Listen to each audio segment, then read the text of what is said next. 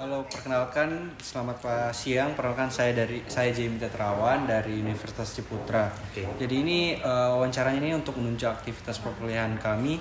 Kami meminta waktunya sekitar 20 sampai 30 menit ya untuk ngobrol.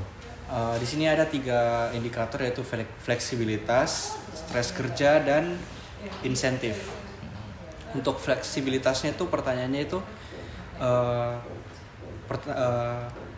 boleh diceritakan nama dan bekerja dalam perusahaan apa?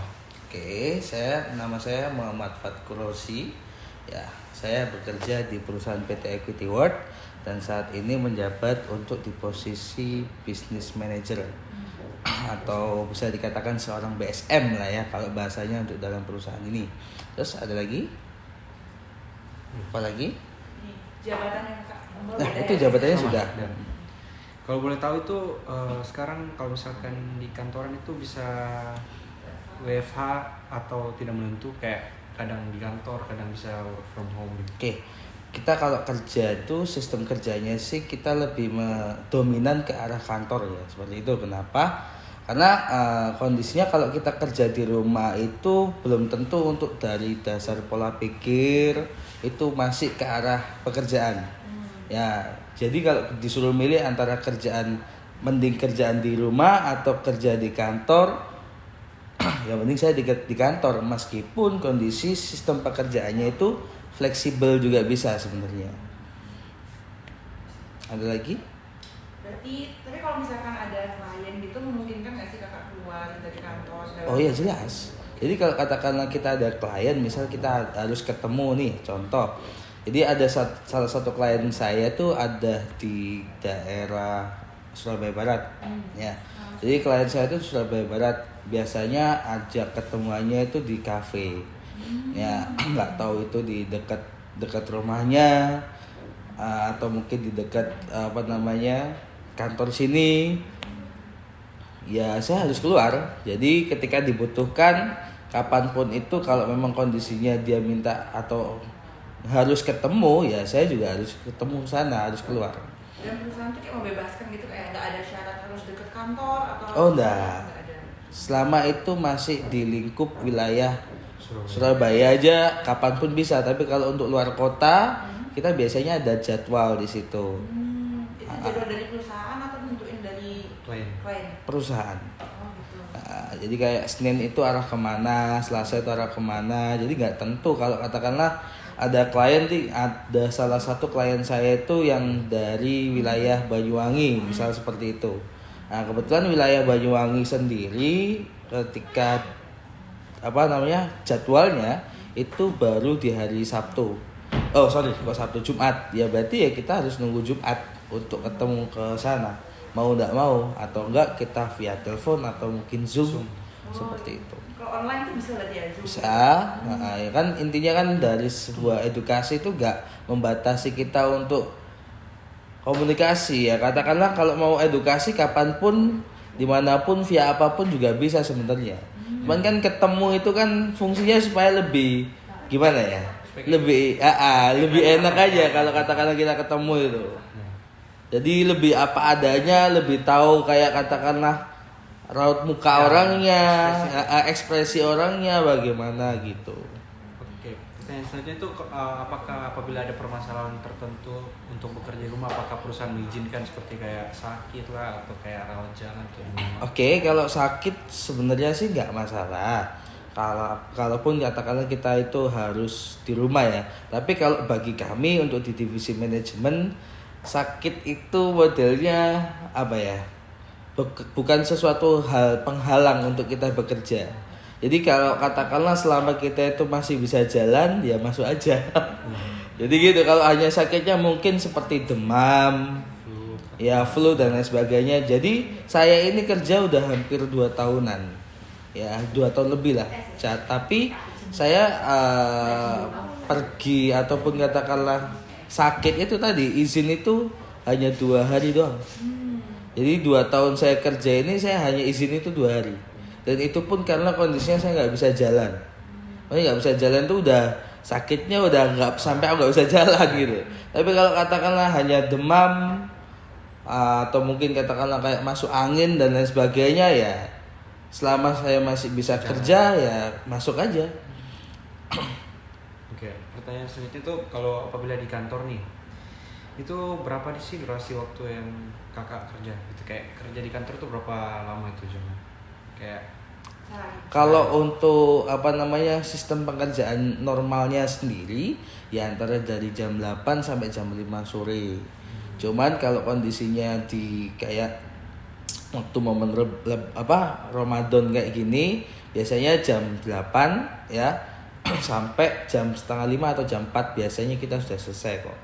Nah itu tergantung kalau kondisinya kita di dalam kantor. Tapi kalau katakanlah di luar ya fleksibel tergantung permintaan kan, namanya kita keluar ketemu orang juga kan nggak mesti yang namanya harus sesuai dengan jam kerja kantor seperti itu. Kadang ada yang minta ketemuan sore ya mau nggak mau ya kita fleksibel gitu aja. jadi kalau misalkan di luar kantor tuh kayak misalkan di rumah itu kayak fleksibel terserah mau kerja, maksudnya kayak berapa waktunya nggak sesuai di kantor.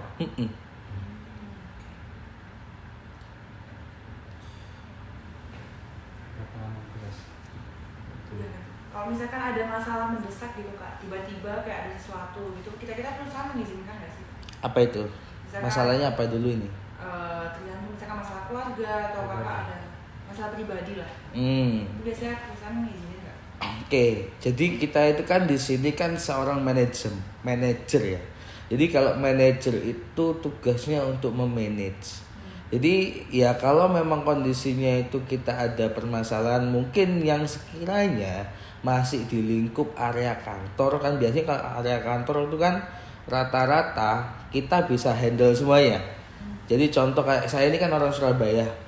Jadi kalau saya orang Surabaya otomatis kalau ada permasalahan di kantor, di kantor di luar semacam urusan keluarga ataupun urusan pribadi saya sendiri, kalau masih di lingkup Surabaya saya masih bisa handle. Jadi diperbolehkan juga selama katakanlah waktunya itu nggak sampai seharian lebih. Jadi kenapa? Karena kan kalau kita ngomong manajer pasti punya yang namanya bawahan gitu loh. Jadi wajib untuk kita juga harus bisa kontrol mereka gitu. Biar bagaimanapun caranya gitu. Kalau kakak sebagai manajer misalkan ada tim atau anggota yang kayak gitu nih, ada yang izin tiba-tiba atau tiba-tiba keluarganya ada yang sakit masuk rumah sakit, tuh kakak bisa ngizinin nggak sih? Izin. Tergantung kan kondisinya, makanya kalau sampai orangnya itu udah kayak sakaratul maut sebenarnya antara dua ya. Dia tak suruh pulang juga belum tentu itu bisa selamat. Ya, apalagi kalau kondisinya di malam hari. Karena pernah waktu izinnya itu pas waktu malam. Jadi dia kan pulang tapi nggak pulang, di sini dulu nongkrong kadang di bawah gitu kan. Tiba-tiba ada kabar seperti itu. Tak bilangin kalau kamu pulang sekarang nggak ada kendaraan, nggak ada apapun, dia kan kadang ada yang rumahnya di wilayah Jember, Banyuwangi, Probolinggo kan terlalu jauh dan kondisinya juga agak maksimal juga kalau kamu memaksakan. Jadi kalau mau pulang juga ribet malahan gitu. Takut kamunya juga bermasalah gitu loh. Jadi mending kamu persiapkan dulu, nggak tahu kamu beli tiket kereta atau tiket bis dulu, baru besok aja yang ke sana. Karena kan nggak mungkin juga toh kalau katakanlah ada apa-apa orang yang di sana nggak ngapa-ngapain. Kan gitu. Pastinya juga pasti ditangani sama orang yang di sana gitu loh. Dan nggak mungkin harus nunggu dia ditanganinya. Gitu.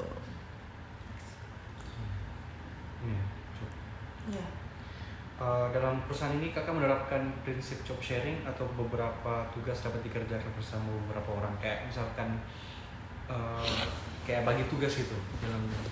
Oke, kita ini kan kalau di dalam suatu pekerjaan tentunya di manajemen itu sistem kerjaan kita itu adalah mengutamakan dengan yang namanya tim. Yang dimana tim itu pasti mempunyai target apa yang harus dicapai. Jadi kalau sistem kerjaan kita itu ya bisa sharing, bisa apapun itulah. Intinya pokok apapun yang menjadi target dari tim ini bisa tercapai. Maksudnya yang mencapai itu semuanya, bukan harus kita misal katakanlah ini ada pencapaian misal seperti itu ya. Pencapaiannya itu harus misal ya dari angka 100.000 gitu ya. Bukan berarti 100.000 itu yang capai per orang 100.000.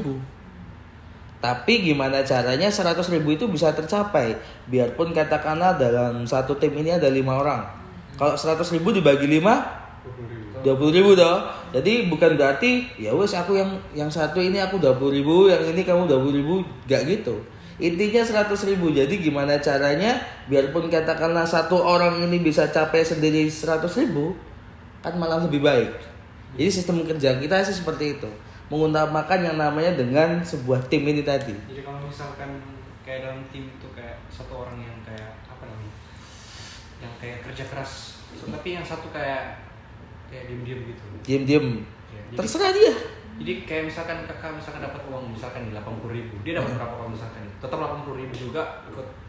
Maksudnya kalau saya ini target 100.000 misalnya seperti itu ya. Terus Terus oke. dia diem-diem gitu. Jadi kayak semua dapat tetap rata atau kayak misalkan dia yang diem-diem tetap. Enggak, jadi pola pikirnya seperti ini. Jadi kalau katakanlah saya ada target 100.000, bukan berarti saya bagi per orang 20.000. Jadi kayak satu orang dapat 100.000. Nah, kalau katakanlah ada satu orang yang bisa sampai capai 100.000, boleh gak? Boleh lah. Ya boleh, ya sudah. Tapi target tim capai, meskipun part ini tidak kerja biarin. dan dia tidak dapat apa-apa. Iya. Berarti mengutamakan kayak tujuan. Iya, tujuan tujuan tim. tim. Jadi kita di sini tuh ngomongin yang namanya sebuah tim. Jadi tim itu kenapa kok saya bilang seperti itu? Karena kondisinya harus satu visi dan misi, Kak.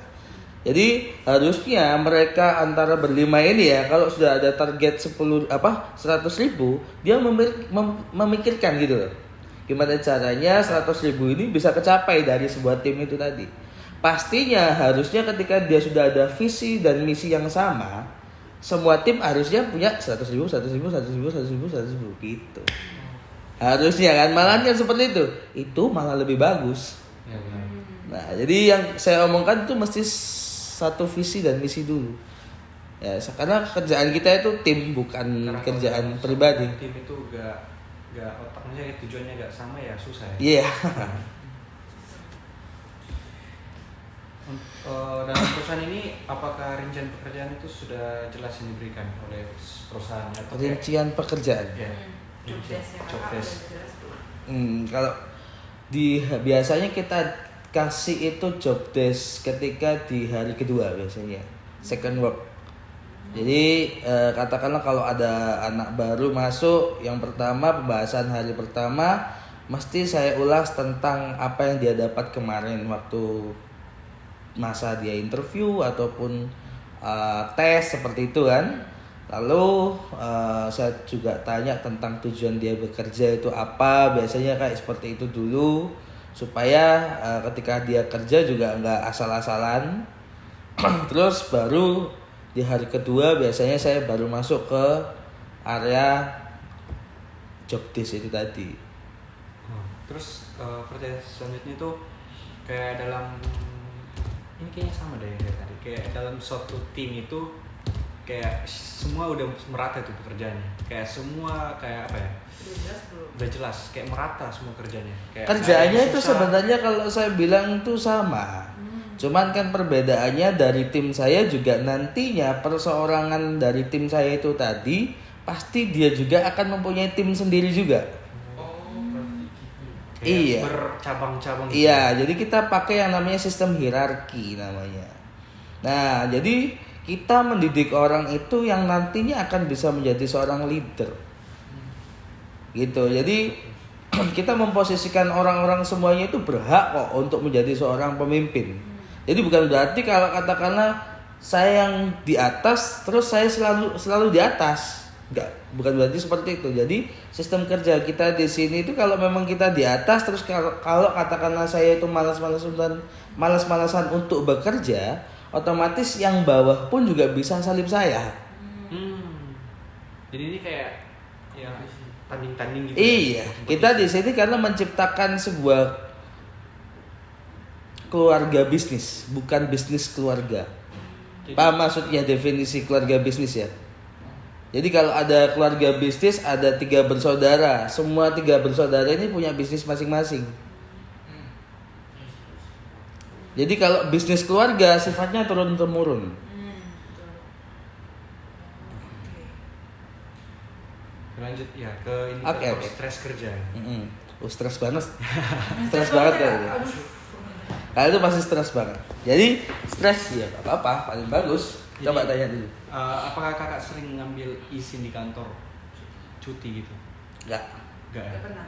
Gak pernah sama sekali dalam kakak kerja. Makanya aku bilang tadi toh, saya 2 tahun bekerja, hanya 2 hari saya Kalau nggak bisa jalan itu. nggak bisa jalan. Ya, saya 2 hari aja izin. Udah itu aja. Itu pun aja otak saya masih di sini. Terus kalau yang pertanyaan berikutnya itu kalau boleh tahu nih cuti apa saja yang diizinkan oleh kantor, kayak cuti sakit lah atau kayak apa gitu kategorinya? Kemarin tuh yang waktu rame-ramenya tuh corona. Nah, kalau corona itu memang banyak yang cuti pada waktu itu karena banyak juga yang kena kena corona di sini gitu loh. Jadi kena COVID-19 itu lumayan banyak, sampai ada yang sampai saking sungkannya langsung resign. Ya kan, itu apa namanya, namanya bawa penyakit. Menurut dia itu kalau dia masuk lagi itu nanti takutnya dikira gini-gini, diejek-ejek dan sebagainya. Pas zaman itu kayak gitu ya. Iya. Awal-awal. Kayak Awal-awal takut gitu. Ya kalau kita sih semuanya sih biasa aja. Kalau aku sih di sini biasa aja. Justru malah ketika COVID, ya intinya pokok kita harus menjaga diri kita sendiri aja, gitu aja. Tapi kalau teman-teman yang lain kayaknya menurutku nggak ada yang pernah sampai izin-izin gitu deh. Nah, kecuali mungkin dia melahirkan atau bagaimana ya. Tapi kalau rata-rata anak manajemen ini kan kebanyakan belum nikah. Nah, rata-rata masih single semua. Jadi kayaknya belum ada yang sampai izin seperti itu. Oke, pertanyaan berikutnya itu kayak dalam perusahaan ini berapa persen maksimal ketidakhadiran itu? Kayak ada maksimal ketidakhadiran kayak mungkin 2 kali gitu. Kayak dalam Waktu waktu berapa lama? Rata-rata 1 minggu aja menurutku kalau dia sudah nggak hadir paling bisa saya lempar. Oh, itu sanksinya itu langsung Ya, keluar? enggak. Saya yang ngeluarin biasanya.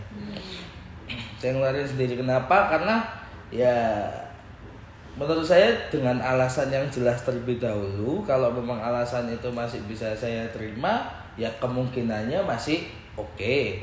Tapi dengan attention ya, maksudnya perhatian atau tak kasih lampu kuning yang nantinya jangan sampai diulangi lagi. Meskipun orang kerja aja di mana-mana, perusahaan mana-mana pun ya, jatah cuti itu paling cuma 12 hari. Ya kan? Makanya orang tuh baru bisa habisan jatah cutinya itu di akhir tahun atau mungkin pas waktu mau pertengahan tahun kayak gitu. Oke, untuk perusahaan dan kakak sendiri itu apakah target apa yang perlu dicapai dan targetnya itu apa? Target itu ya itu tadi Kak, tergantung dari tim-timnya masing-masing. Jadi kita ada yang namanya beberapa tim. Nah, di mana sebuah tim itu mempunyai target pribadi masing-masing. Jadi kalau misalkan timnya kakak sama timnya tadi siapa namanya? Kakak trio lah misalkan. Timnya kakak punya target anggapannya 1 juta. Terus kakak trio 2 juta. Kalau misalkan itu perusahaan kayak bakalan apa ya? Kayak gimana? Kayak apa ya? Lihat gimana ya cara ngomongnya? Reward. Ya, rewardnya. Rewardnya. Ada rewardnya kayak tergantung dari targetnya atau gimana? Atau tergantung dari tim sendirinya? Oke. Jadi kalau reward itu sebenarnya perusahaan juga sudah kasih Kak. Jadi di angka sekian kamu berhak untuk dapat reward apa. Di angka sekian kamu berhak mendapat reward apa. Kayak gitu. Tapi kita biasanya dari reward itu targetnya ya bisa di atas dari reward. Ya tergantung sih, macam-macam. Soalnya kalau kita ngomong target itu per minggu aja kadang udah ganti targetnya. Ya, per bulan aja bisa ganti juga targetnya. Nggak selamanya itu target bisa langsung sampai 1 tahun gitu enggak. Tapi kita sendiri juga punya ada target 1 tahun juga ada, per 6 bulan juga ada, per 3 bulan juga ada, supaya kita bisa memaksimalkan untuk pekerjaan kita aja sih sebenarnya itu. Oke. Kalau misalkan ini kalau ada nih, bisa dijelaskan sih agak sih kalau jumlah apa sih jumlah targetnya atau jenis target yang harus dicapai? Jumlah target atau jenis target yang harus dicapai. Semacam apa ya? Kalau gimana ya? Bingung. Jadi kalau target itu contoh ya, kalau mau misal kayak capai target jalan-jalan atau mungkin ya jalan-jalan ya. Jalan-jalan itu paling enggak kita ada target sampai 100.000 US dollar plus 3 new account gitu aja. Terus bisa jalan-jalan ke Makau. Itu perhitungan sampai 3 bulan biasanya. Jadi dalam kalau 100.000 itu paling nggak sekitar 1 M. Dalam 3 bulan. 1 M 3 bulan itu sangat mudah soalnya. Mudah. Itu dari perusahaannya. Iya. Oke. Yang selanjutnya itu apakah perusahaan itu ini kan bekerja secara tim, artinya nggak individu semuanya, semua tim.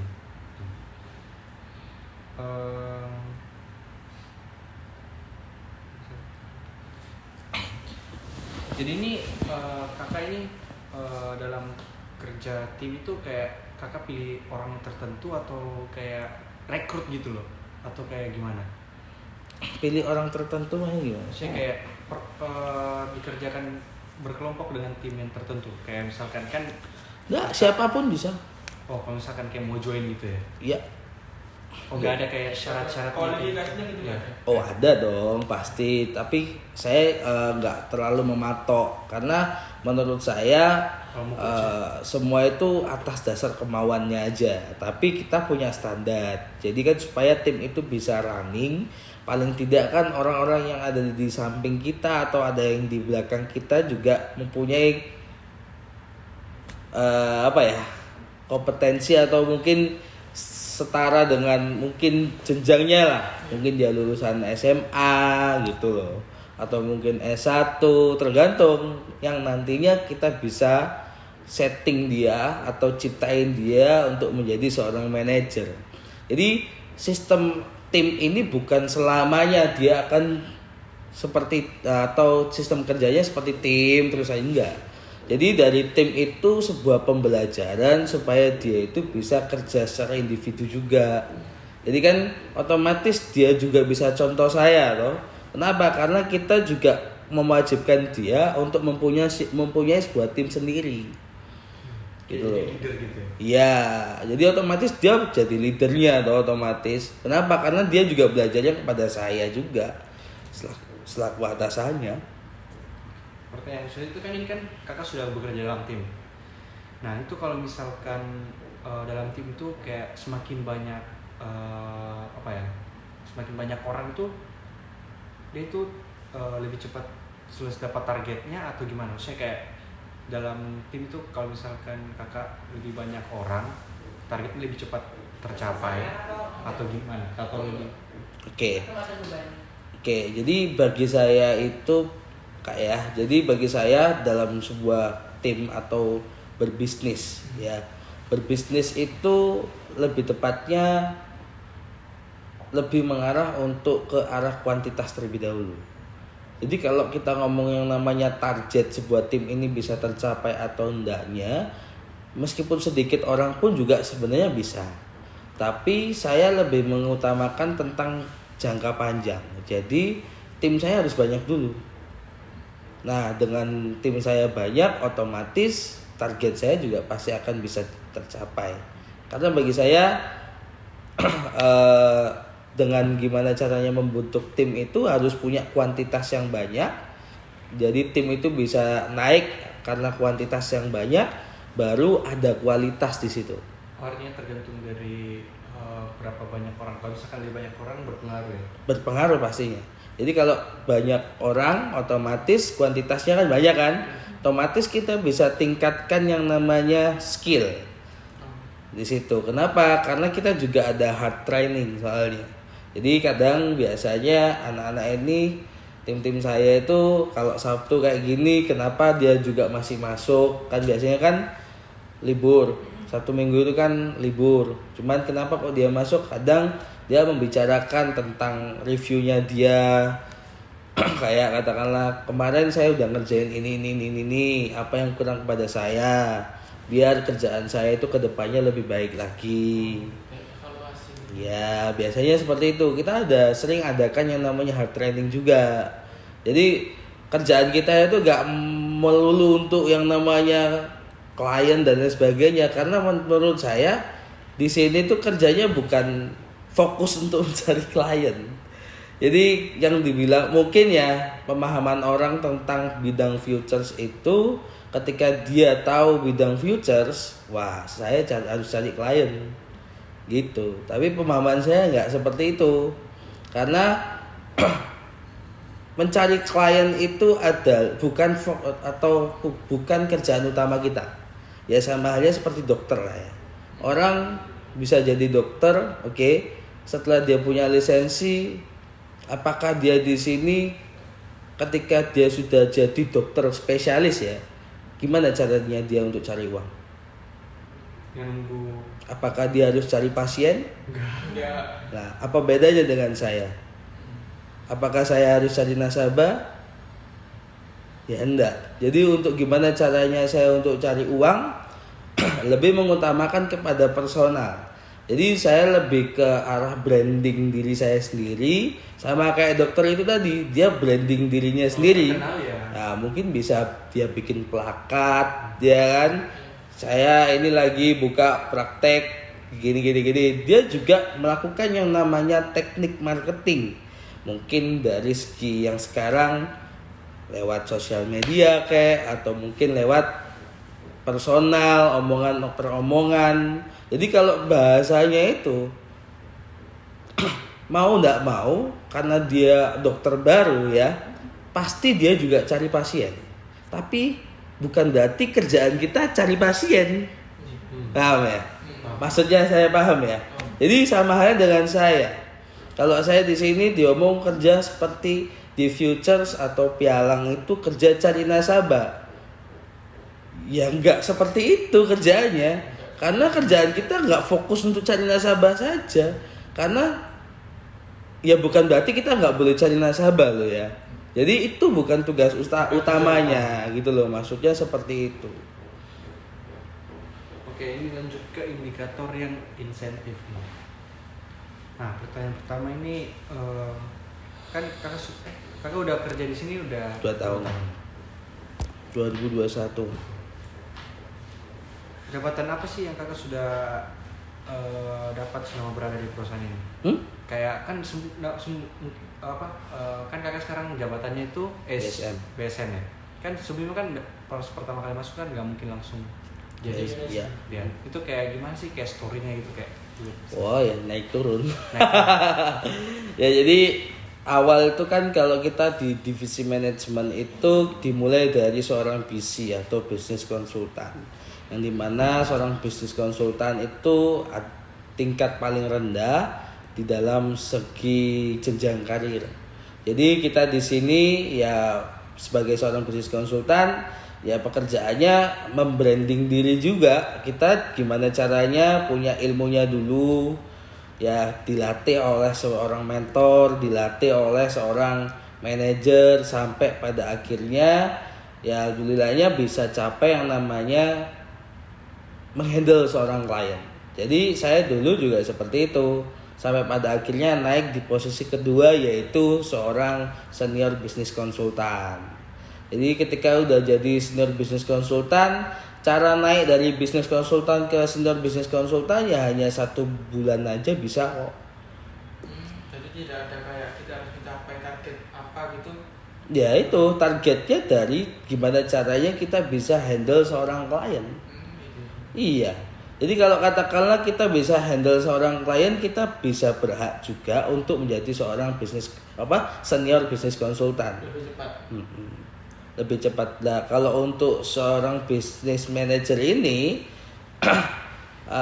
saya bisa capai itu sebenarnya hanya 3 bulan, tapi karena kondisinya saya masih tergolong anak baru pada waktu itu, ya kondisinya nggak bisa langsung 3 bulan, tapi periodenya untuk kenaikan BSM itu 3 bulan, per 3 bulan. Jadi kalau katakanlah dari SBC ya, misal di bulan Januari deh ya, sampai Maret kemarin ya, perhitungan dari komposisi dia itu mulai dari SBC, bukan dari BC ya, atau mungkin contoh dari BC lah ya. Dari BC kalau dia itu memang sudah tahu tentang pekerjaan kita itu bagaimana, sistem kesehariannya ataupun katakanlah manajemennya untuk kerjaan kita bagaimana, dari bulan Januari sampai Februari mungkin dia bisa capai yang namanya SBC. Dari SBC itu perhitungannya kan per kuartal kita, per 3 bulan. Jadi kalau katakanlah sudah selesai sampai 3 bulan itu ternyata sampai bulan Maret, periode bulan Maret dia belum capai target untuk ke arah komposisi BSM, ya dia belum bisa berhak untuk menjadi BSM bulan April, Mei, Juni ini. Tapi kalau misalkan dalam perusahaan ini kayak jabatannya itu kayak bisa turun naik ya? Kayak bisa? Bisa langsung turun jadi paling bawah? Bisa. Oh, jadi ini tergantung kinerja ya? Iya. Jadi Makanya kalau kita di sini bukan seperti MLM. Jadi siapa yang kerja, siapa yang memang dia itu layak untuk menjadi seorang pemimpin, ya dia yang berhak. Tapi kalau memang dia nggak kerja, dia nggak layak, otomatis bisa disalib. Yang ke satu, yang kedua juga bisa turun posisinya. Jadi ini kayak dalam kantor ini kayak semua ini kayak apa ya? Saling dia berkompetisi.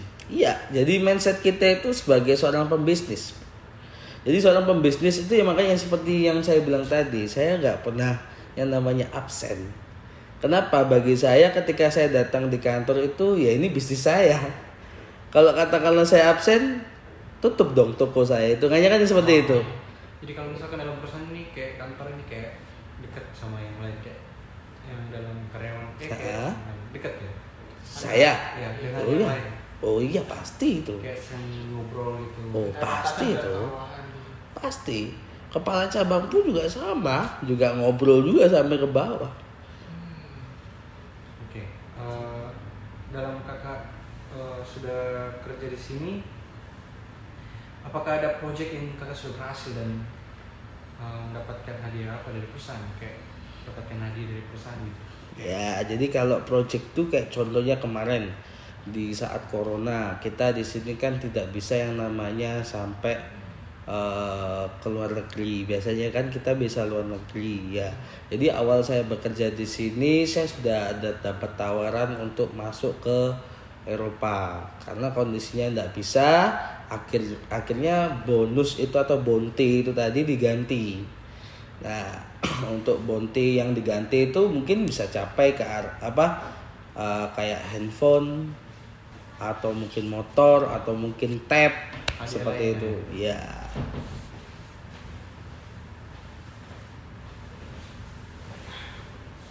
Kalau misalkan akhir tahun nih atau hari raya itu apakah ada dikasih kayak bonus sama perusahaan? Kalau untuk manajemen tidak ada. Nggak ada ya? Ya, kalau untuk divisi back office baru ada. Cuman kalau manajemen rata-rata kita tidak ada. Tapi penghasilan bisa lebih tinggi. Karena tergantung dari kinerjanya dia aja bagaimana. Itu mencukupi kayak bonus. Artinya kalau dibilang mencukupi ya sangat mencukupi. Sekarang kalau saya itu bisa capai satu bulannya itu 50, 25, 40 tergantung. Dan itu kondisinya nggak bisa saya maintain katakanlah harus satu bulan per bulan harus 25 gitu, nggak bisa. Ya kadang bisa lebih, kadang bisa turun. Gitu, tergantung kinerja aja. Jadi kalau kita ngomong insentif ya, nggak ada. Kalau insentif kan otomatis 1 kali gaji dong. ya. Nah sekarang kalau saya dapat 50 juta, perusahaan mau ngasih saya 50 juta, tidak mungkin. Jadi kalau manajemen tidak ada. Beda sama back office soalnya. Selain itu apakah ada asuransi atau jaminan yang diberikan perusahaan? Kalau asuransi, saya sih tidak ada kalau asuransi, tapi saya biasanya asuransi sendiri. Terus tapi kalau katakanlah apa namanya tadi? Jaminan atau Kalau asuransi jaminan itu pasti sudah dijamin. Jadi kalau jaminan itu semua pegawai dari kantor PT Equity World, terutamanya yang saya tahu karena di divisi manajemen ya. Setahu saya untuk di divisi manajemen semua dijamin. Itu konsep jaminan itu seperti gimana? Kayak Jadi kalau katakanlah kita kan berhubungan dengan orang nih, Ya. Kak ya, berhubungan dengan orang. Katakanlah ada komplain atau sampai katakanlah dari segi sampai yang namanya mau melakukan tindakan apapun itu semuanya kita dijamin oleh perusahaan. Bahkan sampai katakanlah apa ya kalau ngomong ya intinya pas waktu komplain dan lain sebagainya kan kalau kita ngomong komplain itu pasti pernah lah. Nggak mungkin nggak ada komplain itu nggak mungkin ya pasti pernah lah. Tapi perusahaan berani menjamin itu sampai kelar. kayak perlindungan gitu. Iya, itu khusus Kayak untuk di BPJS. divisi manajemen setahu saya. Beda kalau BPJS kan maksudnya ke ketenaga kerjaan ataupun ke Asuransi. asuransi. Kalau ketenaga kerjaan tuh gimana? Jadi sistem dari perusahaan PT Equity World itu seperti mitra, Kak. Ya. Jadi kalau bisa dikatakan mitra kerja itu hanya menjalin hubungan kerja. kayak Grab, Gojek gitu. Benar. Jadi kalau dia narik, dia dapat uang. Ya, Dia kalau nggak narik, nggak dapat. nah, Kalau semakin banyak ya dapat bonus gitu. iya, benar sekali. Makanya kalau dari segi penghasilan, Tergantung. iya Naik turun. bisa naik turun. Nah, tergantung gimana konsistennya dia untuk bekerja. Tapi kalau seperti kayak penghasilan gitu kita dapat langsung apa kayak ada potongan mungkin Dari perusahaan kayak motong pajak atau Loh, kalau pajak itu pastilah, Kak. Karena kan penghasilan di atas 5 juta Iya. itu sudah langsung otomatis. Ya, kita juga langsung otomatis terpotong dan setiap tahun sekali kita juga disuruh atau diwajibkan untuk lapor pajak. Dan kakak itu kayak potongan gitu membebani kakak atau enggak dengan bayaran Dah. itu kan wajib kalau semua. Iya, karena itu kan wajib bagi pemerintah. Indonesia. Iya, jadi kalau aku sih beban sih kayaknya enggak. Karena penghasilannya juga lumayan aja gitu. Jadi saya pertanyaan itu untuk fasilitasnya itu seperti kendaraan itu diberikan oleh perusahaan atau pribadi? Gimana? Untuk Fasilitas? kendaraan, ya, fasilitas kendaraan. Kalau kita katakanlah mau kayak contoh ketemu orang baru pakai kendaraan kantor seperti mobil, tapi itu sudah ada fasilitas seperti driver dan lain sebagainya. Jadi kita nggak supir sendiri. Kalau rumah gitu nggak ada. Kalau rumah itu kita di sini menyediakan mes biasanya. Jadi kalau untuk di divisi manajemen rata-rata anak-anak itu kan banyak yang dari luar. luar kota. Ya, jadi dia itu biasanya tinggal di mes. Mes kita di Surabaya Barat, Kak. Di mana? Di Grand Family. Dekat Nasus berarti. Iya, belakangnya. Oke, pertanyaan selanjutnya itu apakah Kak biasa melakukan kegiatan dan rekan kantor itu di luar jam kerja atau non kerja, tapi di luar kantor? Maksudnya? Kayak kakak itu biasanya melakukan kegiatan dan rekan kantornya itu di luar jam kerja atau dalam kerja itu tetapi Kayak bondingnya itu di luar kantor.